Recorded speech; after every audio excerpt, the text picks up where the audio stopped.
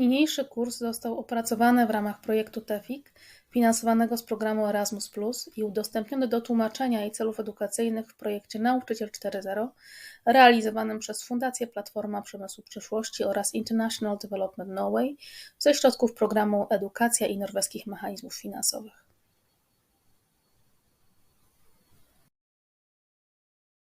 Welcome to the 10th element in the TEFFIC series of pedagogical elements supporting the training for Industry 4.0. In the last video, we studied the principles of blended learning. In this TEFFIC video, we will look at a fairly new model for learning, the flipped classroom. In this model, the activities that traditionally take place in a classroom changes place with the learning activities the students do on their own, like homework. This implies that the actual content of the subject is studied outside the classroom rather than conveyed in a lecture. This can be done in a multitude of ways, from reading a book, watching a video or listening to a podcast, to engage in web-aided learning environments like simulators.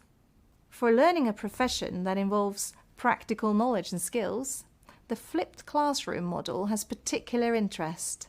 It frees up the students' time on campus to work in laboratories and with practical projects rather than spending time in lecture halls.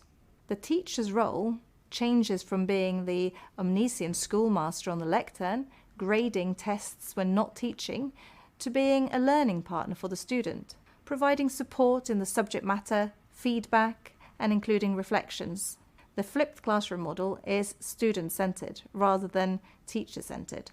However, the educator's main responsibilities are still providing structure, support in the content area, and feedback. The flipped classroom has been around since the start of the millennium, has grown in popularity, and has been applied in increasing numbers of educations, from primary schools to universities. Many scholars have contributed to the development of this model and its application to new areas. Jonathan Bergman and Aaron Sems are two chemistry teachers that have evolved the flipped classroom model by combining it with mastery learning. The latter is a model that was first advocated by Benjamin Bloom in the late 60s. It did not gather a lot of followers then, but it has proven to be an excellent complement to the flipped classroom. In short, mastery learning is a method that the learning progress is subject to the student's mastery of the subject. An example is that the student is not allowed to advance in the subject until at least 90% of the current theme is mastered. By using the flipped methodology, each student or group of students can follow individual progression.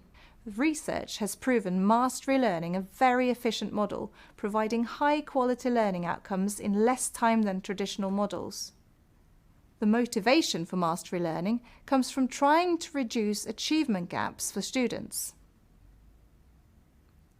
The idea is that if students are normally distributed with respect to aptitude for subjects, and if they are provided uniform instructions in terms of quality and learning time, then achievement level at completion of the subject is also expected to be normally distributed. This can be illustrated as shown.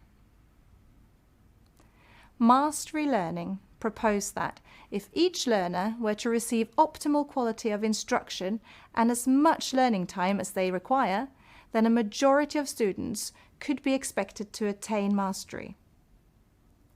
This situation would be represented in this way. After you have finished this video, take some time to reflect and to find solutions to this task. How can you create offline learning events in your subjects? And is mastery learning applicable for you? Maybe in combination with flipped classroom. In our next TEFFIC video, we make use of simulators in an educational setting for Industry 4.0.